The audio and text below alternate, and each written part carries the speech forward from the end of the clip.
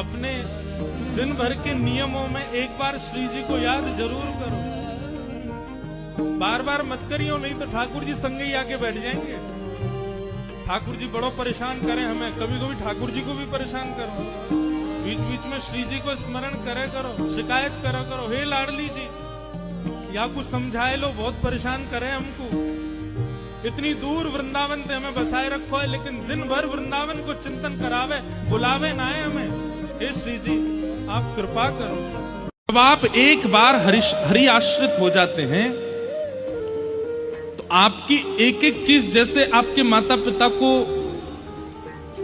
अच्छी लगती है, बुरी लगती है, ऐसे ठाकुर जी को भी लगता है।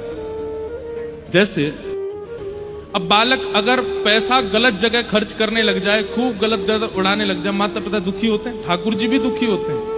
जो कृष्ण नाम बोलते हैं, जो उर्दपुण्य लगाते हैं, कथा सुनते हैं, कभी कभी जब उनका धन गलत जगह खर्च होता है तो ठाकुर जी को बड़ी पीड़ा होती है। ठाकुर जी कहते हैं मैं मिल गो, मैं आके संग ही बैठा हूं, फिर देखो गलत जगह पे अपने पैसा को लगा रहा है, अपने धन को व्यय कर रहा है। केवल धन ही नहीं, आपका समय भी अगर किसी गलत स्थान पर निकलता है तो ठाकुर जी कह रहे हैं मैं बैठा हूं यहाँ के पास, यो ना कि मोह याद कर ले, यहाँ गलत जगह पे आके बैठ गए हो, मोह याद ना कर रहा है। इसलिए आपका समय, आपका समय, आपका धन, आपका तन, ये जो कहीं भी गलत स्थान पर अगर इसका व्यय होता है ना, आपकी ऊर्जा, ठाकुर जी को बहुत पीड़ा होती है। ठाकुर जी कह रहे हैं खाली बैठो है तो फिर दुनिया भर के प्रपंचन में काई को जा रहे हो भैया, मैं हूं ना, मुझे याद कर ले, मुझसे बात कर ले मेरे पास। व्यक्ति का भी ये नियम होना चाहिए। आप दिन भर में किसी से भी लड़ लिए, झगड़ लिए, कुछ भी हो गया हो, पर जैसे ही आपको पता चलता है सूर्यास्त हो गया, अब शाम हो गई, तो अब ये प्रतीक्षा मत कीजिए कि वो मुझसे बात करे, आप ठीक है उदासी रह, नहीं, आप स्वयं उससे चर्चा करो।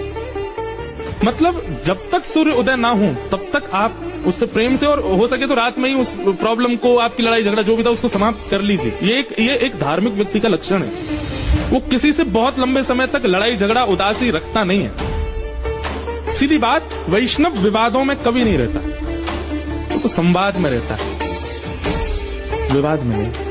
विवाद में तो संसारी लोग रहते हैं, वो ढूंढते ही रहते हैं किससे कैसे लड़ूं। और वैष्णव का स्वभाव होता है कि मेरी सबसे सुलह रहे, किसी से मेरी बिगड़े ना।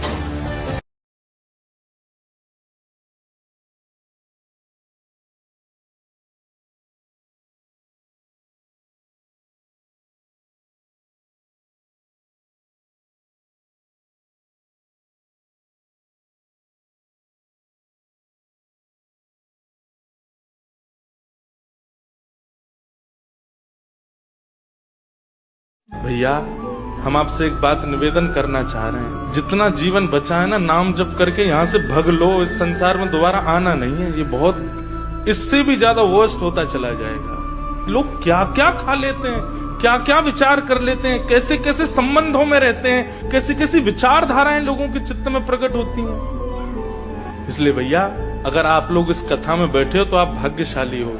आज ही नियम ले लीजिए, खूब नाम जप कीजिए, खूब ठाकुर जी पे भरोसा करके, खूब भजन करके भैया निकल लो यहाँ से, निकल लो। मतलब जीवन पूरा कर लो, जीवन पूरा करके इतना भजन करके जाना कि दोबारा आना नहीं पड़े।